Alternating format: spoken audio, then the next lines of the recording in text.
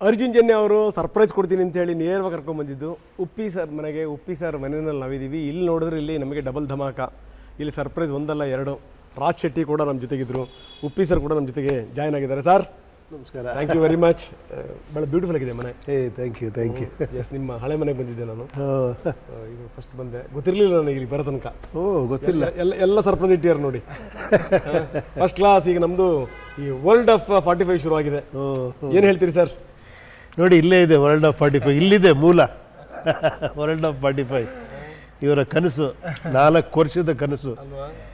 4 ವರ್ಷದ ಕನಸಲ್ಲೇ ಏನು ಇದು ಮಾಡಿಕೊಂಡು ಆ ವರ್ಲ್ಡಲ್ಲೇ ಜರ್ನಿ ಮಾಡಿಕೊಂಡು ಅದನ್ನು ತನಗೆ ಆದ ರೀತಿಯಲ್ಲಿ ಸಿನಿಮಾ ಮಾಡಿ ಆ ಸಿನಿಮಾನ ತೋರಿಸಿ ನಮಗೆಲ್ಲ ತೋರಿಸಿ ಕತೆ ಹೇಳಿ ಮಾಡೋರಿದ್ದಾರೆ. ಕತೆ ಹೇಳೋ ಜೊತೆ ಸಿನಿಮಾನು ತೋರಿಸ್ಬಿಟ್ರು, ಹಿಂಗೆ ಇರೋದು ನನ್ನ ಸಿನಿಮಾ ಅಂತ.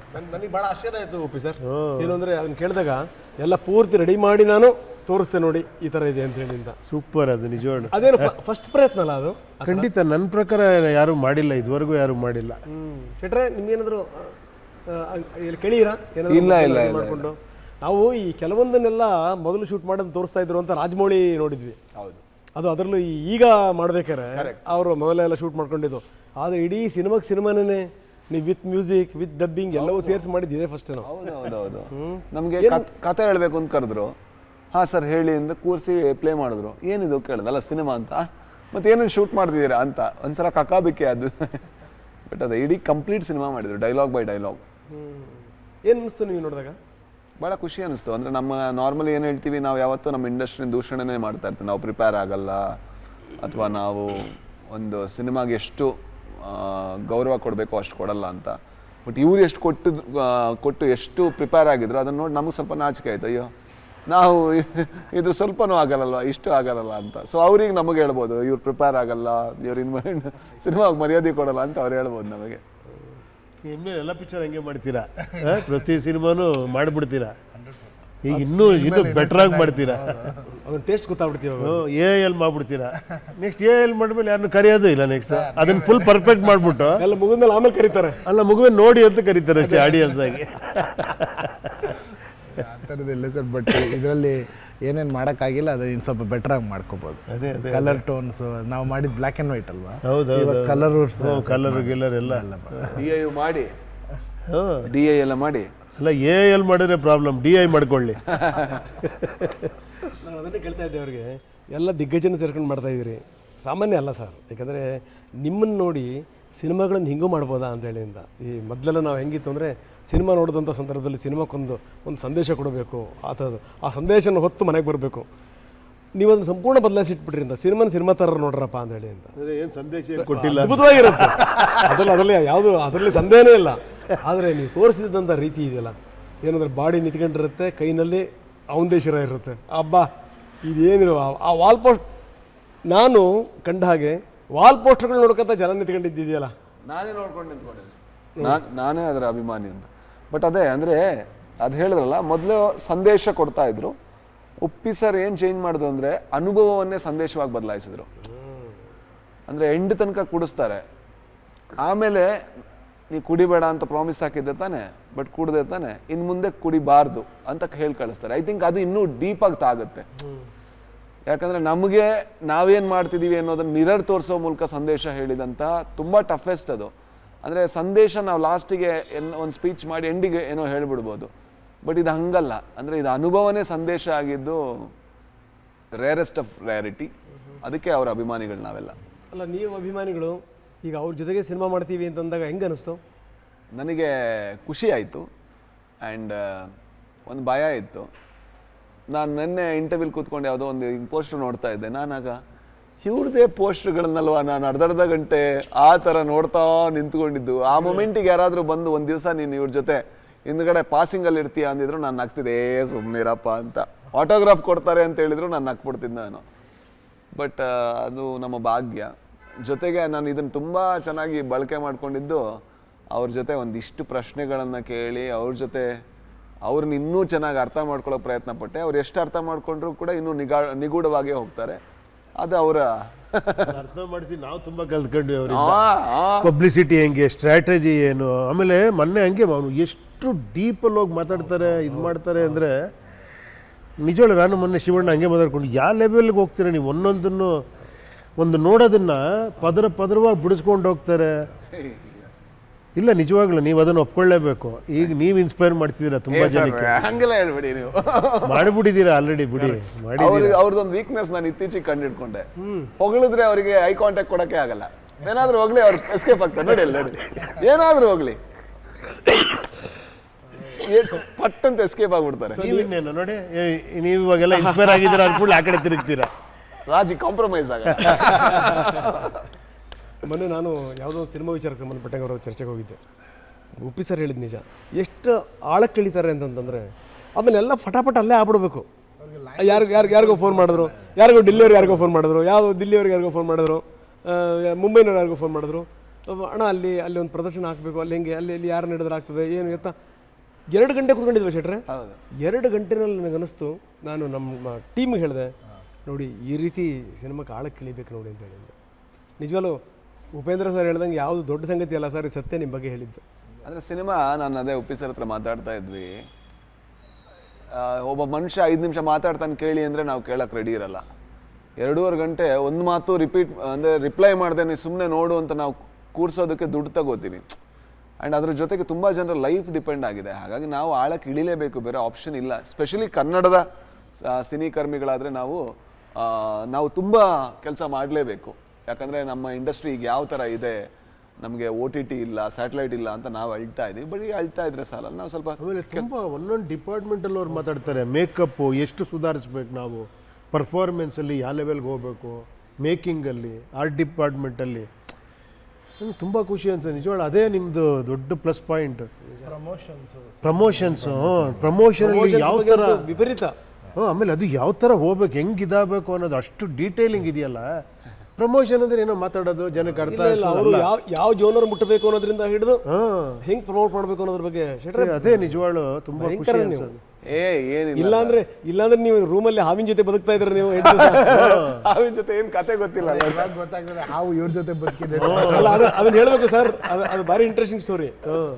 ನಾನು ಮೊನ್ನೆ ಅವ್ರ ಮನೆಗೆ ಹೋದಾಗ ಗೊತ್ತಾಯ್ತು, ಅವ್ರ ಮನೇಲಿ ಹಾವು ಸೇರ್ಕೊಂಡ್ಬಿಟ್ಟಿದೆ, ನಾಗರಾವು. ಅದು ಅವ್ರ ಬ್ರದರ್ ನೋಡಿಯಾರೆ, ಅದೆಲ್ಲೋ ಕಾಣೆ ಆಯ್ತು, ಹೋಗಿದೆ ಬಿಡು ಅಂತ ಅಂದ್ಕೊಂಡಿದ್ದಾರೆ. ಕೊನೆ ನೋಡಿದ್ರೆ ಅದೇ ರೂಮಲ್ಲಿ ಇವರು ವಾಸ. 8 ದಿವಸ ಅವರು ಹಾವಿನ ಜೊತೆಗೆ ವಾಸವಾಗಿದ್ದಾರೆ, ಹಾವು ಮತ್ತು ನೀವು. ಸರ್ ಇನ್ನೊಂದು ವಿಷಯ ಗೊತ್ತಾ ನಿಮಗೆ, ಈ ತುಂಬ ಡೀಪ್ ಮೆಡಿಟೇಷನ್ ಮಾಡ್ತಾರಲ್ಲ, ಆ ಮೆಡಿಟೇಟಿವ್ ಪ್ರೋಸೆಸ್ ತುಂಬ ಹೈಗೆ ಹೋಗ್ಬಿಟ್ರೆ ಹಾವು ಅವ್ರ ಹತ್ರ ಬರುತ್ತೆ. ಹೌದು, ನಿಮ್ಮ ಮೆಡಿಟೇಷನ್ ಗೊತ್ತಿದೆ. ಮೆಡಿಟೇಷನ್ ಏನಿಲ್ಲ, ಸುಮ್ಮನೆ ಹೇಳ್ತಾರೆ ಅವರು.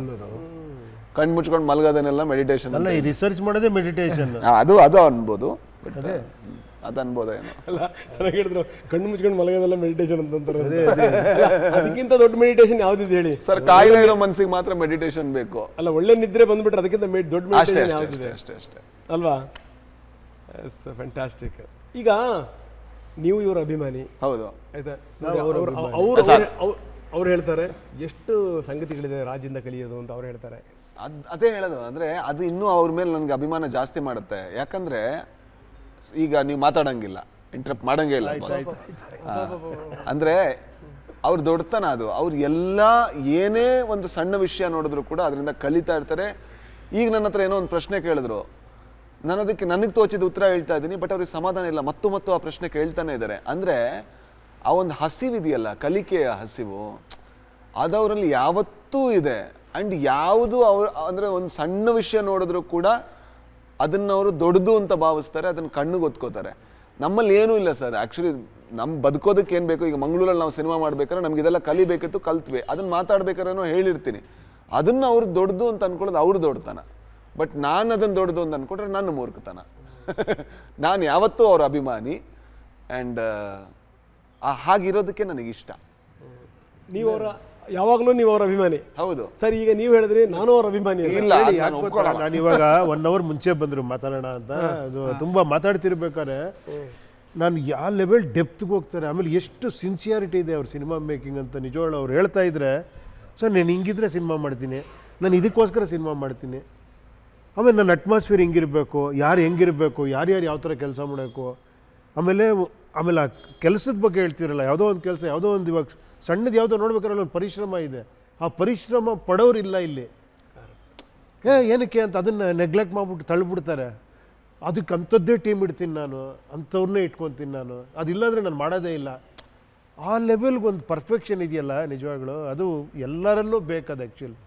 ಆಮೇಲೆ ಅವ್ರೊಬ್ಬರ ಬಗ್ಗೆ ಯೋಚನೆ ಮಾಡ್ತಿಲ್ಲ, ಪ್ರೊಡ್ಯೂಸರ್ ಬಗ್ಗೆ, ಆ ಸಿನಿಮಾ ಬಗ್ಗೆ, ಎಲ್ಲದಕ್ಕಿಂತ ಸಿನಿಮಾ ಮುಖ್ಯ ಸರ್. ಆ ಸಿನಿಮಾ ಮಾಡಿರೋ ಪ್ರೊಡ್ಯೂಸರ್, ಅಲ್ಲಿರೋರೆಲ್ಲ ಒಂದು ಸಿನಿಮಾ ಗೆದ್ದರೆ ಎಲ್ಲರೂ ಗೆಲ್ತಾರೆ, ಅದಕ್ಕೆ ನಾನು ಎಷ್ಟು ಬೇಕೋ ಅಷ್ಟು ಮಾಡ್ತೀನಿ ಅಂತ. ಅದು ತುಂಬ ಖುಷಿ ಅನ್ನಿಸ್ತದೆ. ನಿಮ್ಮ ಬಗ್ಗೆ ಹೇಳ್ತಿರೋದು ನನಗೆ ಅದೇ ಏನು ಓಡಾಡೋಣ ಅನಿಸ್ತಾ ಇದೆ. ಏನು ಗೊತ್ತಿಲ್ಲದ್ರೆ ನೀವು ಮಾಡ್ತಿರೋದೇ ನಾನು ಹೇಳ್ತೀನಿ, ನಾನೇನು ಎಕ್ಸ್ಟ್ರಾ ಏನು ಹೇಳಿಲ್ಲ, ಅದನ್ನು ನಾನು ಕರೆಕ್ಟಾಗಿ ಹೇಳಿಲ್ಲ, ಇನ್ನೂ ಡೀಟೇಲಾಗಿ ಹೇಳಬೇಕು. ಆಮೇಲೆ ಅದು ಡೀಟೇಲ್ ಹೇಳೋರು ಎಲ್ಲೆಲ್ಲ ಹೋಗುತ್ತೆ ಅಂತ ಹೇಳಿಲ್ಲ ಅಷ್ಟೇ.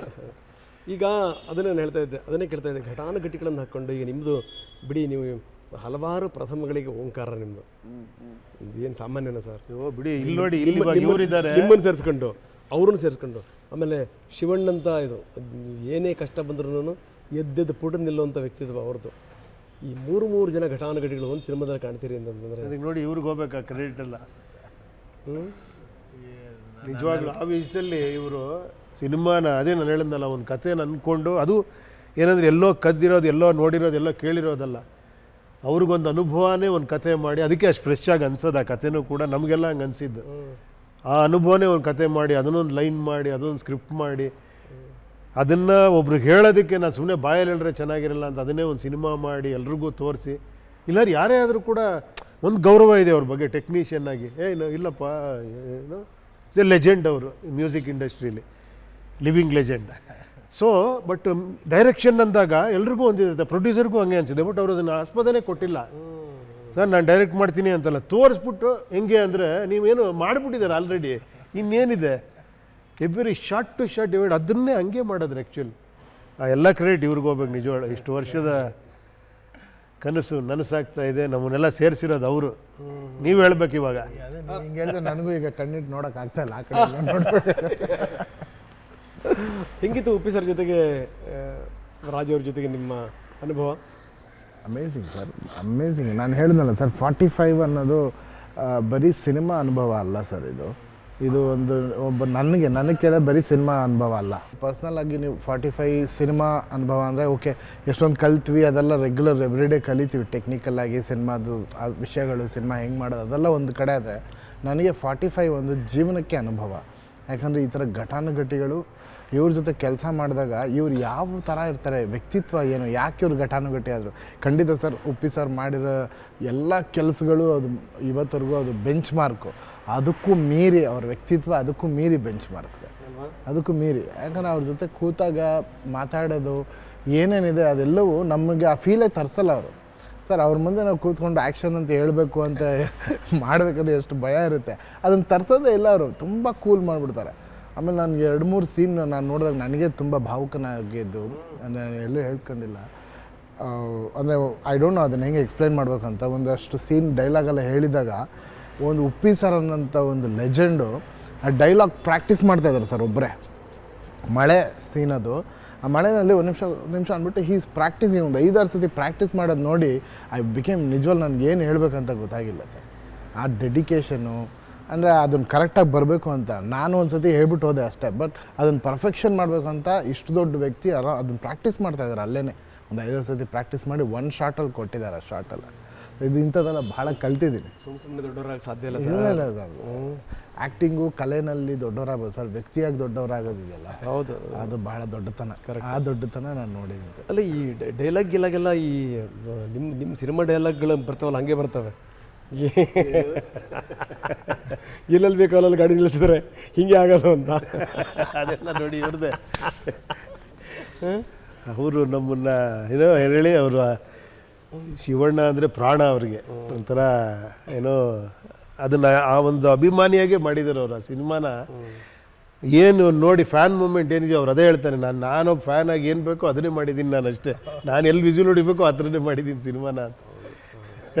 ಅದನ್ನ ಹೇಳ್ತಾ ಇದ್ರು ಮಾತಾಡ್ಬೇಕಾರೆ, ಈ ಎಡಿಟಿಂಗ್ ಆಗ್ಬೇಕಾರೆ ಈ ನಿಮ್ಮ ಕೆಲವೊಂದು ಸೀನ್ ಬಂದರೆ ಅವರನ್ನೇ ಚಪ್ಪಾಳೆ ಹೊಡೆದಿರೋದು ಅಂತ, ಅವರೇ ಚೀಟಿ ಹೊಡೆದಿದ್ದಿದೆ ಅಂತ. ಪ್ರತಿ ಸತಿನೂ DTS ಒಂದು 10 ಸತಿ ಮಾಡಿದ್ದೀನಿ ಸರ್. ಪ್ರತಿ ಸತಿನೂ ಆ ಮೊಮೆಂಟ್ ಬಂದಾಗ ವಿಸಿಲ್ ಹೊಡಿತಾ ಇರ್ತೀನಿ. ನಾನೇ ಕೈಯೆಲ್ಲ ಹಿಂಗೆ ಅಂತ ಇರ್ತೀನಿ ಹಿಂದೆ ಅಂತ ಎಂಜಾಯ್ ಮಾಡ್ಕೊಂಡು ಮಾಡಿದ್ದಾರೆ. ಗ್ರೇಟ್. ಈ ಪ್ರತಿ ಸಿನಿಮಾನೂ ಒಂದು ಅದ್ಭುತವಾದ ಅನುಭವ ಸರ್. ಈ ಸಿನಿಮಾದಲ್ಲಿ ಕಲ್ತಿದ್ದೇನು ಅಂತ ಅಲ್ಲ, ಈ ಸಿನಿಮಾ ಟೋಟಲಿ ಹೊಸದಲ್ವಾ. ಈ ಥರ ಒಂದು ಸಿನಿಮಾ ನನ್ನ ಇಷ್ಟು ವರ್ಷದ ಎಕ್ಸ್ಪೀರಿಯನ್ಸಲ್ಲಿ ಈ ಥರ ಒಂದು ಸಿನಿಮಾ ಮಾಡ್ಬೋದು ಅನ್ನೋದೇ ನನಗೆ ಒಂದಿದೆ, ಹೌದಲ್ವಾ? ನೋಡಿ ಅರ್ಜುನ್, ಅಲ್ಲ, ಇಡೀ ಸಿನಿಮಾನ ಹೋಗಿ ಶೂಟ್ ಮಾಡೋ ಬದಲು ಅದನ್ನು ಅನಿಮೇಷನಲ್ಲಿ ನನಗೆ ಯಾವ ಥರ ಶಾಟ್ ಬೇಕು, ಯಾವ ಥರ ಕ್ಯಾಮ್ರಾ ಆ್ಯಂಗಲ್ ಹೋಗಬೇಕು, ಅದಕ್ಕೆ ಮ್ಯೂಸಿಕ್ ಹೆಂಗೆ ಹಾಕಬೇಕು, ಡಬ್ಬಿಂಗ್ ಮಾಡಿ ಫುಲ್ ಥಿಯೇಟ್ರಲ್ಲಿ ನೋಡಿ ಅದನ್ನು ಎಡಿಟ್ ಮಾಡಿ ಕರೆಕ್ಟ್ ಮಾಡಿ ಇನ್ನೇನು ಮತ್ತೆ ಸಿನಿಮಾ.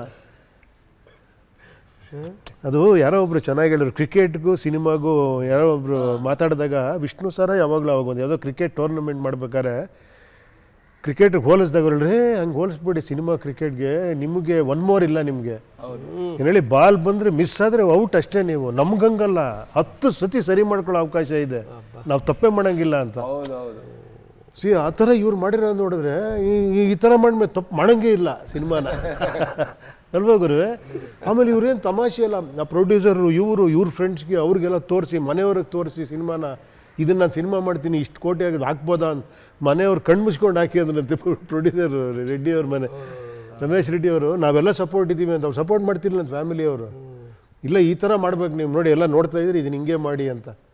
ಆ ಕಾನ್ಫಿಡೆನ್ಸ್ ತಂದಿಯಾರಲ್ಲ ಇವರು.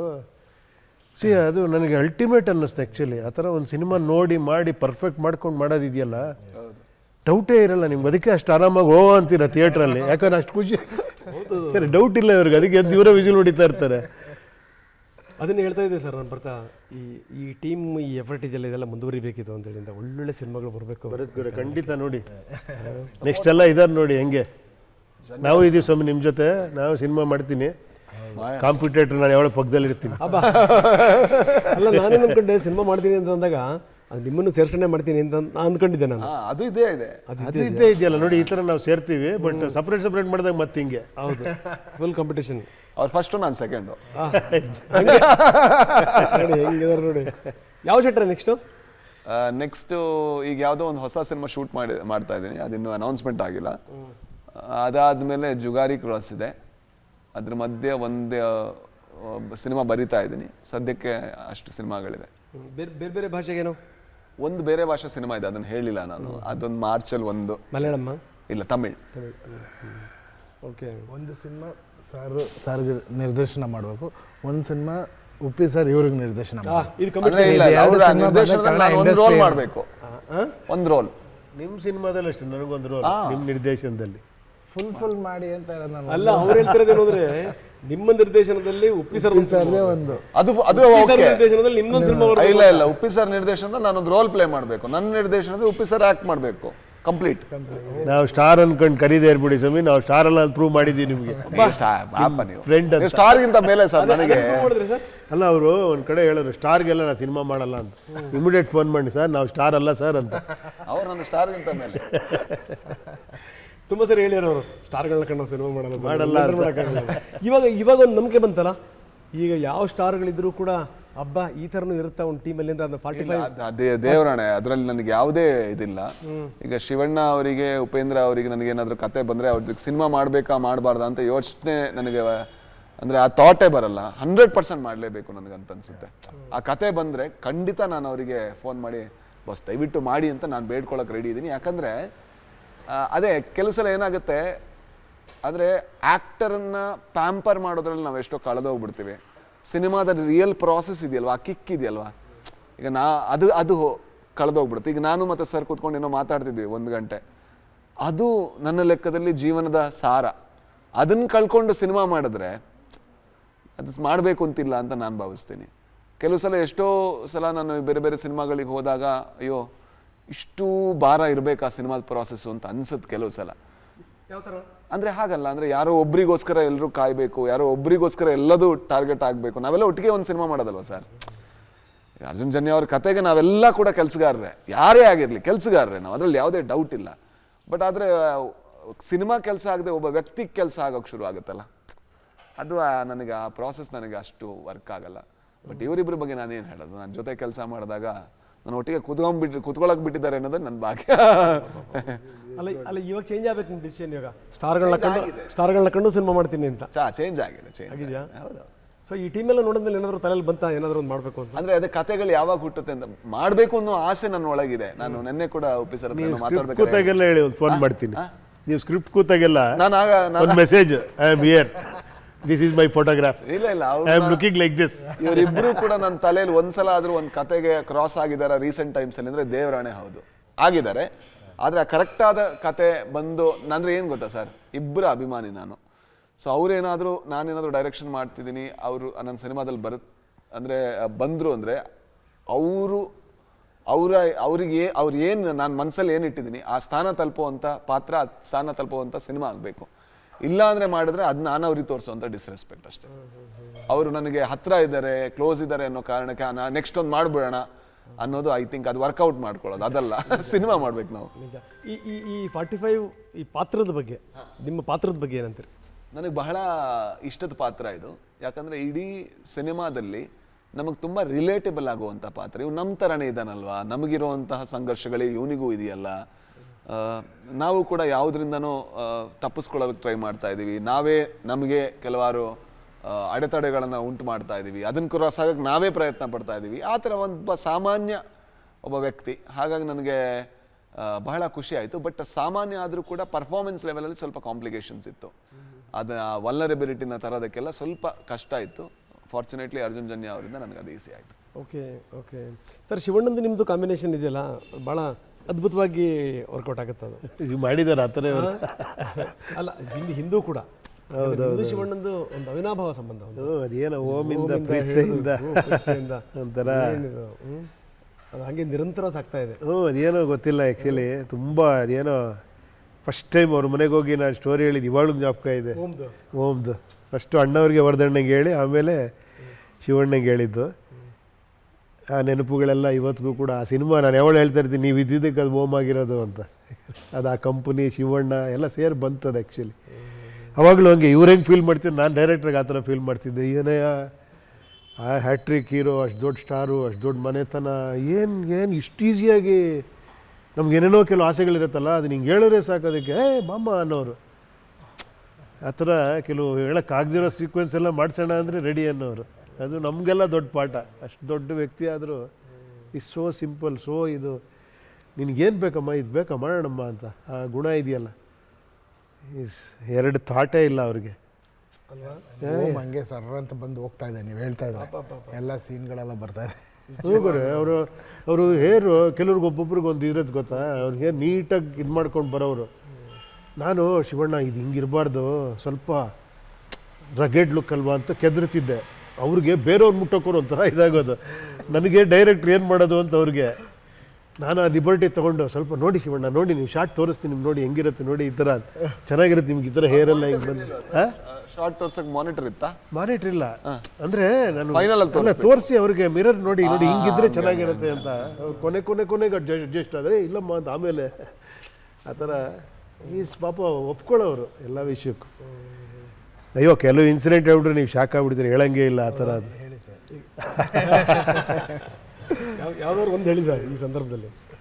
ಇಲ್ಲ, ಒಂದು ಸೀಕ್ವೆನ್ಸ್, ಆ ಸೀಕ್ವೆನ್ಸ್ ಬೇಡ, ಏನಂದರೆ ನನಗದು ಬೇಕೇ ಬೇಕು ಅಂತ. ಅದು ಅವ್ರಿಗೆ ಹೀರೋ ಆಗಿ ಅದು ಇಷ್ಟ ಇಲ್ಲ. ಶೂಟಿಂಗಿಂದನೂ ಕೇಳ್ತಾನೆ ಇದ್ದಾರೆ ಅದನ್ನು, ನಾನು ಕನ್ವಿನ್ಸ್ ಮಾಡ್ತಾನೇ ಇದ್ದೀನಿ. ಇಲ್ಲ ಶಿವಣ್ಣ, ಇಲ್ಲಿ ನೀವು ಹಿಂಗೆ ಹೋದರೆ ನೆಕ್ಸ್ಟ್ ನೀವು ಬಂದಾಗ ಆ ಕಿಕ್ಕಿರುತ್ತೆ, ನಿಮ್ಮನ್ನು ನಾನಿಲ್ಲಿ ನಾನು ಕೆಳಗಿಳಿಸ್ಲೇಬೇಕು ಅಂತ. ಅಲ್ಲಮ್ಮ ಅಷ್ಟೊಂದು ಬೇಡಮ್ಮ, ನೋಡಮ್ಮ ಅದು ಅಂತ ಅವ್ರು ಹೇಳೋಕ್ಕಾಗದೆ ಬೇರೆಯವ್ರ ಕೈಲಿ ಕಳಿಸ್ತಾ ಇದ್ದಾರೆ. ನಾನು ಮಾಡಿಬಿಡ್ತೀನಿ ನೋಡಿ, ನೀವು ಬೇಕಾದ್ರೆ ಎಡಿಟ್ ಮಾಡ್ತೀನಿ ಆಮೇಲೆ ಹೇಳಿ ಅಂತ. ಎಡಿಟಿಂಗ್ ಮಾಡ್ಬೇಕಾದ್ರು ಹೇಳಿದ್ರು. ನನಗದೇನೋ ಅದು ಒಂಥರ ಅದೇನೋ ಗೊತ್ತಿಲ್ಲ, ಅದು ನಾನ್ ಸ್ಟಬ್ಬನ್ನು ಅದೇನು ಅದೊಂದು ಹೇಗಿರಿ ಏನು ಹೋಮ್ ಆಗ್ತಿರ್ಲಿಲ್ವಾ ಅಂತ. ಬಟ್ ಅದೇನೋ ನನಗೆ ಅದು ಇರಲಿ ಚೆನ್ನಾಗಿರುತ್ತೆ ಅಂತ ನಾನು ತುಂಬ ಸತಿ ರಿಕ್ವೆಸ್ಟ್ ಮಾಡಿ ಒಂದು ಸತಿ ಬೇರೆ ಯಾರೋ ಬಂದು ಹೇಳಿದ್ರು. ನನಗೆ ಆ ಕೆಲವು ಸತಿ ಇರೋದು ಗೊತ್ತಾ, ನನಗೆ ಅದೊಂದು ಸ್ವಲ್ಪ ಇದೆ ಟಪ್ ಅಂತ ಒಂದು ಸ್ವಲ್ಪ ಯಾರೋ ಬಂದು ಹೇಳಿದ್ರು. ನಾನು ಟಕ್ಕಂತ ಏಯ್ ಸ್ವಾಮಿ, ನಾನು ಈ ಪಿಕ್ಚರ್ ಡೈರೆಕ್ಟ್ರು, ನೀವಲ್ಲ ಅಂತ ಏನೋ ಹೇಳ್ಬಿಟ್ಟೆ.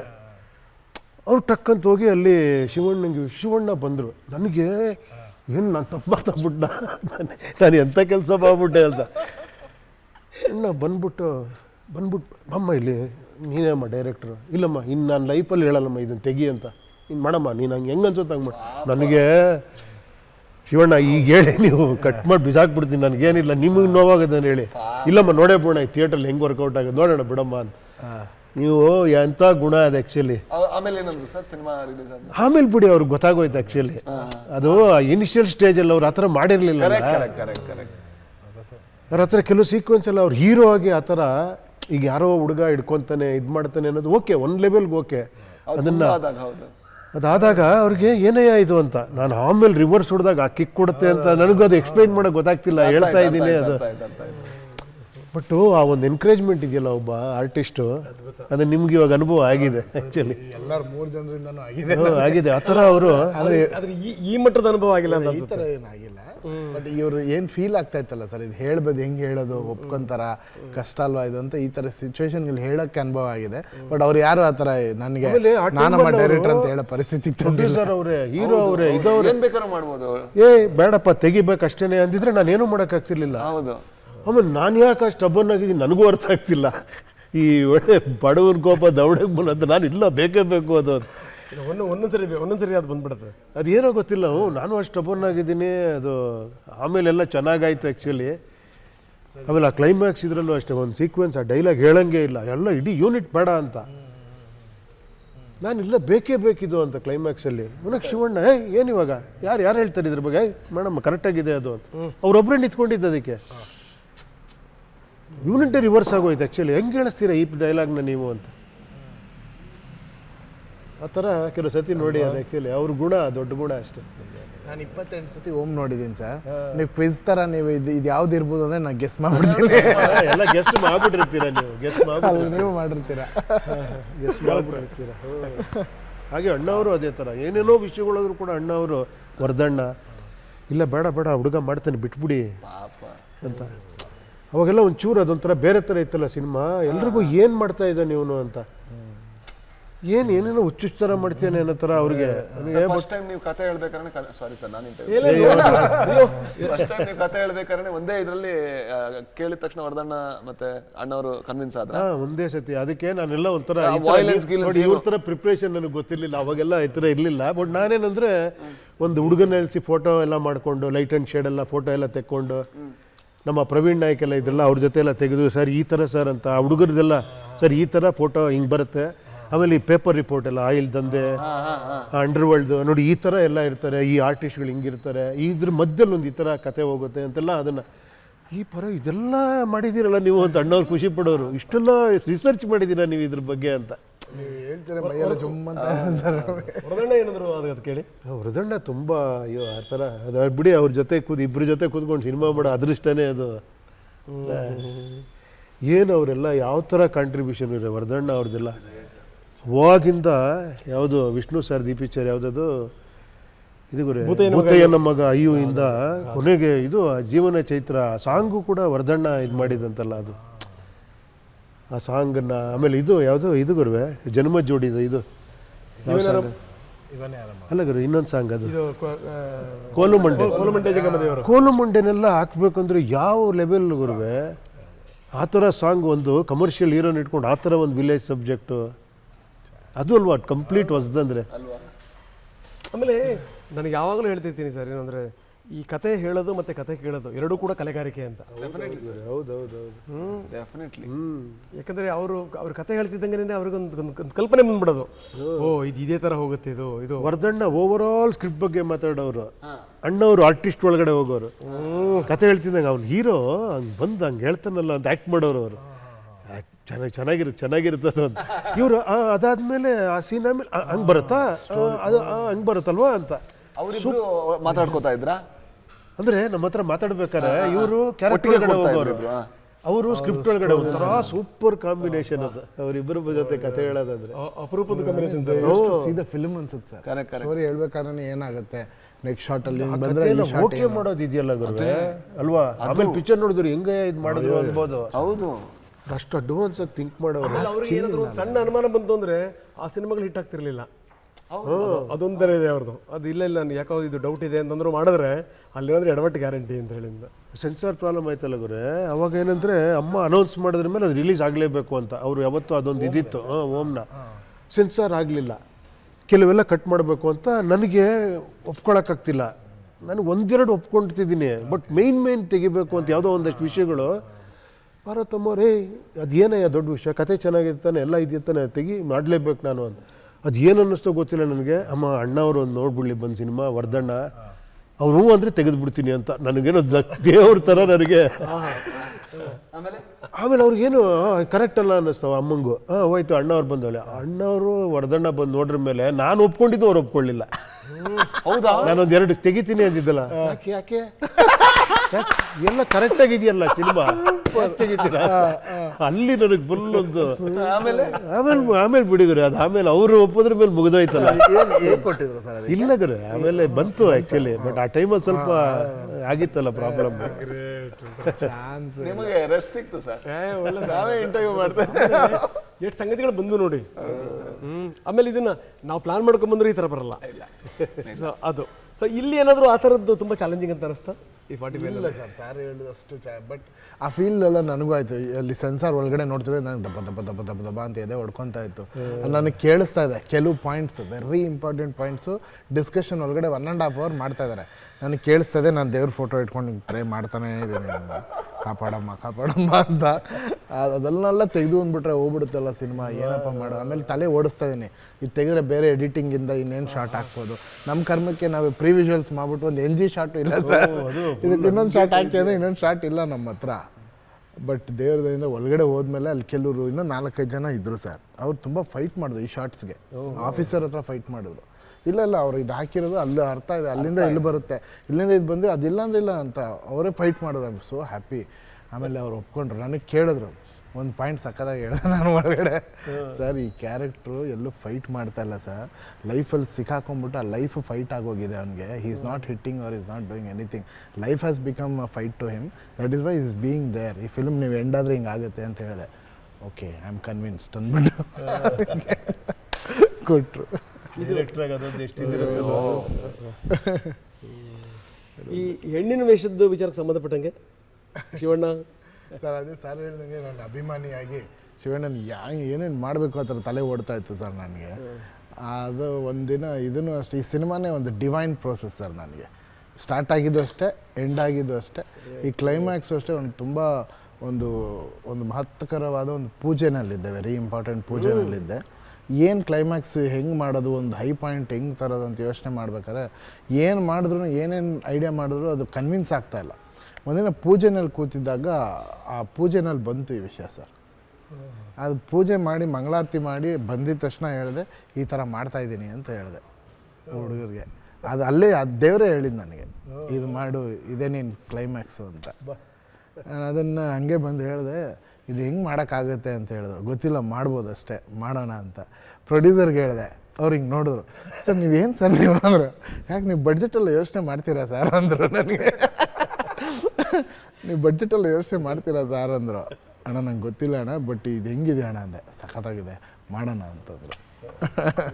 ನನಗೆ ಅವಾಗ ಬಡ್ಜೆಟಲ್ಲಿ ಯೋಚನೆ ಮಾಡಬೇಕಲ್ವ ಕರೆಕ್ಟು ಅಂತ ಅವಾಗ ಅನ್ನಿಸ್ತು. 40 ದಿನ ಮಾಡಿದ್ದಾರೆ ಕ್ಲೈಮ್ಯಾಕ್ಸು, ಬರೀ ಕ್ಲೈಮ್ಯಾಕ್ಸೇ 40 ದಿನ. ಏನು ನೀವು ಚೆಲುವೆಯ ನೋಟ ಚೆನ್ನ ತುಂಬ ಅದ್ಭುತವಾಗಿ ಹೇಳಿರಿ ಸರ್. ಏನು ಅನ್ನಿಸ್ತಾ ನಿಮಗೆ ಆ ಟೈಮಲ್ಲಿ? 26 ಬಂದಿರೋದು ನಿಮ್ಮ ತಲೆನಲ್ಲಿ. ನಾನು ಅದನ್ನು ಎಂಜಾಯ್ ಮಾಡಿದೆ ಶೂಟಿಂಗಲ್ಲಿ ಕೂತ್ಕೊಂಡು ನೋಡಿ ಅದನ್ನು.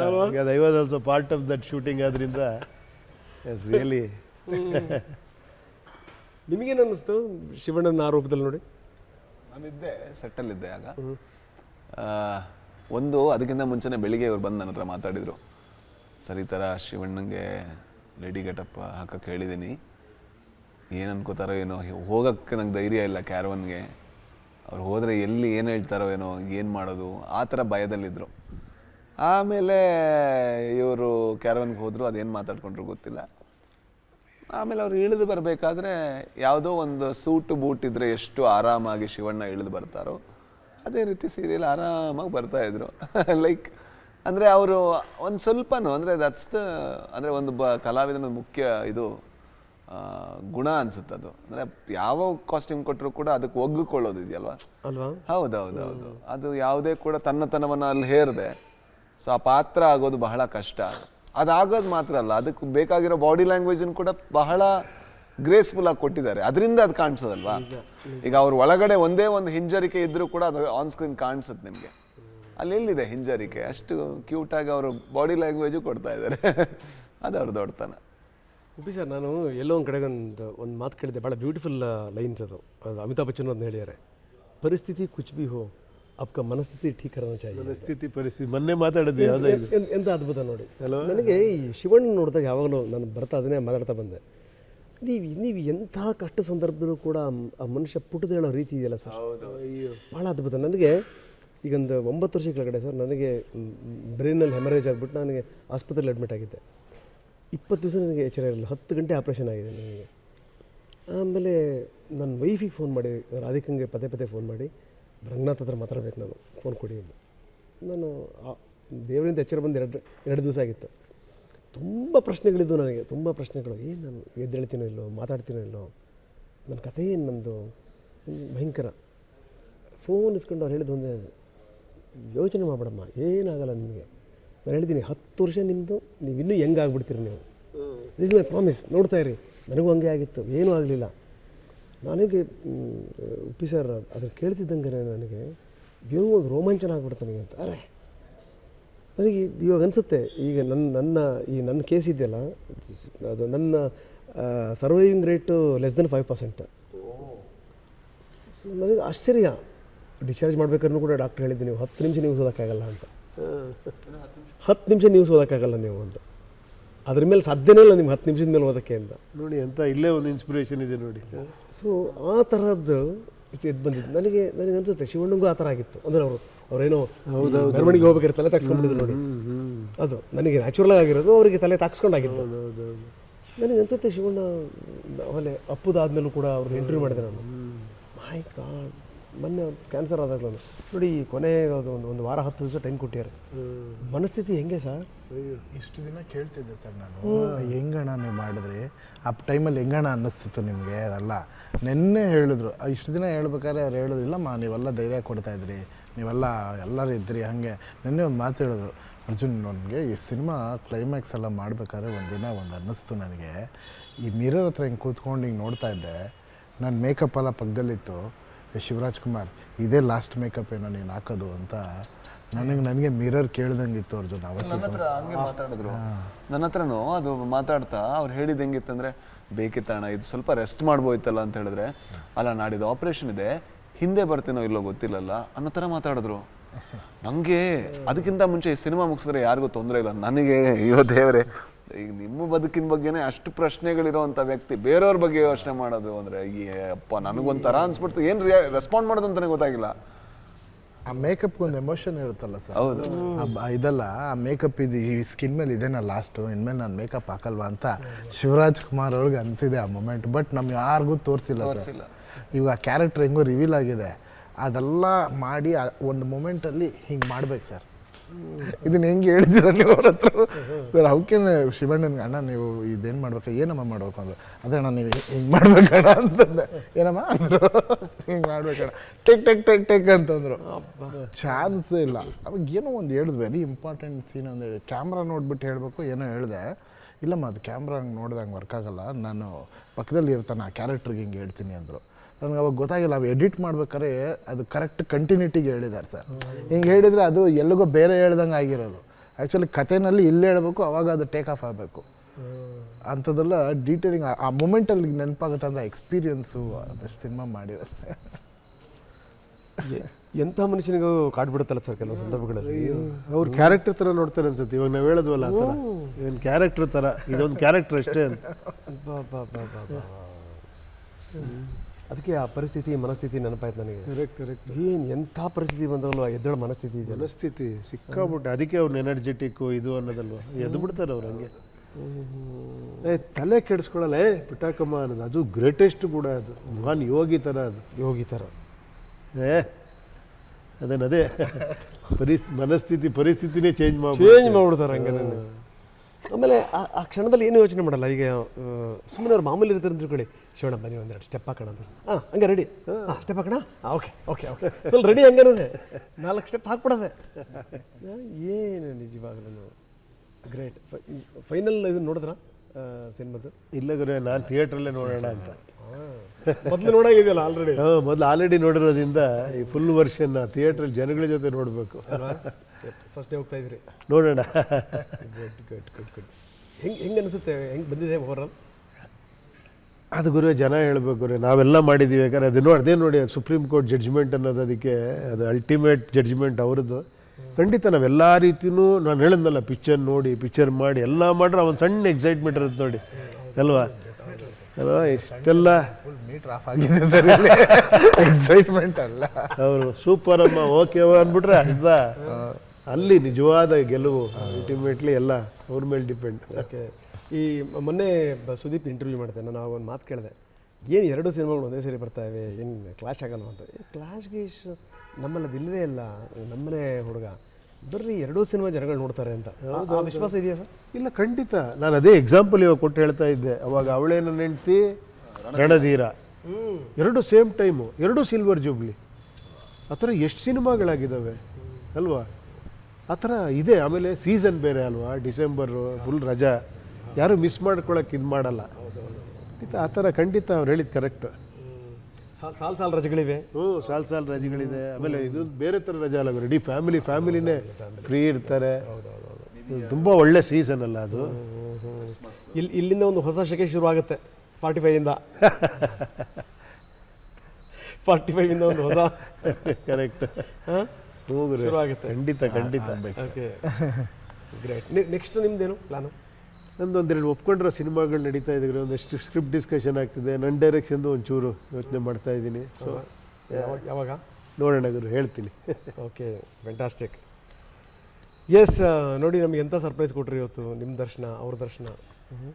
ಇದನ್ನು ಎಂಡ್ ಆಗಿಲ್ಲ. ಇದನ್ನು ಏನು ವರ್ಲ್ಡ್ ಆಫ್ 45 ಇದೆಯಲ್ಲ, ಅದೇನು ಕಂಟಿನ್ಯೂ ಇದೀಗ. ಜರ್ನಿ ಸ್ಟಾರ್ಟ್ ಆಗಿದೆ, ಜರ್ನಿ ಶುರು ಆಗಿದೆ. ಎಲ್ಲಿಂದ ಎಲ್ಲಿಗೆ ಹೋಗಿ ನಿಲ್ಲುತ್ತೋ ಗೊತ್ತಿಲ್ಲ. ಹೌದೌದು, ಎಲ್ಲೆಲ್ಲಿ ಹೋಗ್ತೀವಿ ಅಂತಲೂ ಗೊತ್ತಿಲ್ಲ. Yes, great. ನೀವು ನಮ್ಮ ಜೊತೆ ಬನ್ನಿ ಸ್ವಾಮಿ, ಒಂದು ರೌಂಡ್ ಹೋಗೋಣ. ನಾವು ಒಂದ್ಸಲ ಇವ್ರ ಜೊತೆ ಮಾತಾಡಿ, ನೀವಿದ್ರೆ ನಮ್ಗೆ ಒಂಥರ ಉತ್ಸಾಹ ಇದ್ದಾಗ. ಅಲ್ಲ, ಇವ್ರು ಏನೆಲ್ಲ ಕೆಲಸ ಕೊಡ್ತಾರೆ ಅಂತ ಒಂದ್ಸಲ ನೋಡ್ತೀನಿ.